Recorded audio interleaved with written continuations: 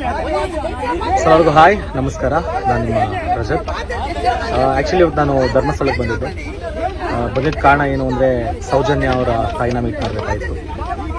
ಬಂದಮೇಲೆ ನಾನು ಫಸ್ಟು ಗಿರೀಶ್ ಮದನ್ ಸರ್ನ ಮೀಟ್ ಮಾಡಿದ್ದೆ. ಅದಾದಮೇಲೆ ಮಹೇಶ್ ಸರ್ನ ಮೀಟ್ ಮಾಡಿದೆ. ಅವರಿಬ್ಬರನ್ನ ಮೀಟ್ ಮಾಡಿದ್ಮೇಲೆ ಬಹಳ ಖುಷಿ ಆಯಿತು. ಅವ್ರು ಹೇಳಿದ್ದು ವಿಷಯಗಳು, ಹಂಚ್ಕೊಂಡಿದ್ದು ಅವರ ಎಕ್ಸ್ಪೀರಿಯನ್ಸ್ ಎಲ್ಲ. ಅದಾದಮೇಲೆ ನಾನು ಸೌಜನ್ಯ ತಾಯಿಯವ್ರನ್ನ ಮೀಟ್ ಮಾಡೋಕ್ಕೆ ಹೋಗಿದ್ದೆ. ಬಹಳ ಬೇಜಾರಾಯಿತು ಆ ತಾಯಿನ ನೋಡಿ. ಅವ್ರು ಮಾತಾಡಿದ್ದು ರೀತಿಯಾಗಿರ್ಬೋದು, ಅವರು ನೊಂದ್ಕೊಂತಾರ ವಿಷಯಗಳಾಗಿರ್ಬೋದು. ಕೊನೆಗೆ ನಾವೆಲ್ಲ ಜೊತೆಗಿದ್ದೀವಿ ಅಂತ ಹೇಳಿಬಿಟ್ಟು ಧೈರ್ಯ ಕೊಟ್ಟು ಬಂದ ಮೇಲೆ ನಾನು ಆಚೆ ಬರ್ತಿದ್ದಂಗೆ ಹಲವಾರು ಪ್ರೆಸ್ ಮೀಡಿಯಾಗಳು ಅಲ್ಲಿ ನಿಂತಿದ್ರು. ನನಗೆ ಆ್ಯಕ್ಚುಲಿ ಟೈಮ್ ಇರಲಿಲ್ಲ. ನಾನು ಅರ್ಜೆಂಟಾಗಿ ಬೆಂಗಳೂರಿಗೆ ಬರಲೇಬೇಕಾಗಿತ್ತು. ಬಟ್ ಸ್ಟಿಲ್ ಅವರು ಇಲ್ಲ ಸರ್ ಒಂದು ಬೈಟ್ ಕೊಡಿ ಅಂತ ಹೇಳಿದ್ದಕ್ಕೆ ಆಯಿತು ಸರಿ ಮಾತಾಡೋಣ ಅಂತ ಹೇಳಿ ಮಾತಾಡ್ತಾ ಇದ್ದೆ. ಮುಗಿಸಿ ನಾನು ಕಾರ್ ಹತ್ತಬೇಕಾಗಿತ್ತು.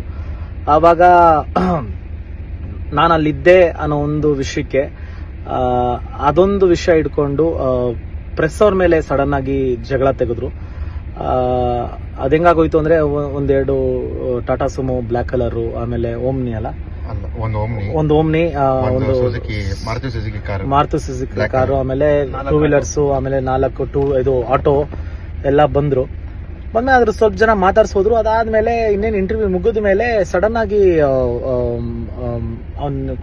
ಕುಡ್ಲಾ ರ್ಯಾಂಪೇಜ್ ಅವನ ಮೇಲೆ ಏಕಾಏಕಿ ಹಲ್ಲೆ ಮಾಡಿ, ಆಮೇಲೆ ಇನ್ನೊಂದು ಪಾಪ ಪ್ರೆಸ್ ಅವರಿದ್ರು ಅವ್ರ ಮೇಲೆ ಹಲ್ಲೆ ಮಾಡಿ, ಅವ್ರ ಕ್ಯಾಮ್ರಾ ಎಲ್ಲ ಹೊಡೆದಾಕಿ ತುಂಬಾನೇ ಅವ್ರ ಪ್ರೆಸ್ ಅವ್ರ ಗೊತ್ತಿಲ್ಲ, ಅವ್ರ ಹೆಸರು ಗೊತ್ತಿಲ್ಲ, ಸಿಕ್ಕಾಬಟ್ಟೆ ಅವ್ರನ್ನ ಒಡೆದು ಅಂದ್ರೆ ತುಂಬಾ ಕೆಟ್ಟ ರೀತಿಲಿ ವರ್ತನೆ ಮಾಡಿ ಅವ್ರಿಗೆ ತುಂಬಾ ಡ್ಯಾಮೇಜ್ ಆಗೋ ತರ ಎಲ್ಲ ಒಡೆದು ಮಾಡಿದ್ರು.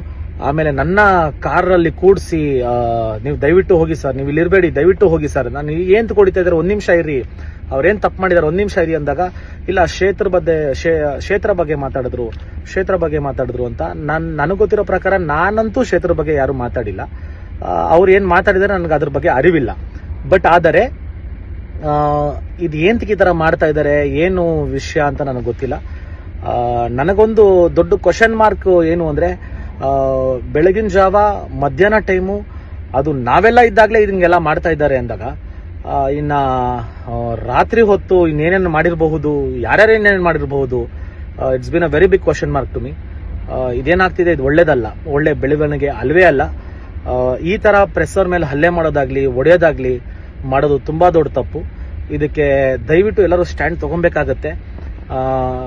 ಯಾಕಂದ್ರೆ ಒಂದೊಂದು ಚಿಕ್ಕ ವಿಷಯನೂ ತುಂಬಾ ಹೈಲೈಟ್ ಮಾಡಿ ಮಾತಾಡೋ ಪ್ರತಿಯೊಂದು ಜನರು ಇವಾಗ ನನ್ನ ಕಣ್ಣು ಮುಂದೆನೇ ಇದಾಗಿದೆ.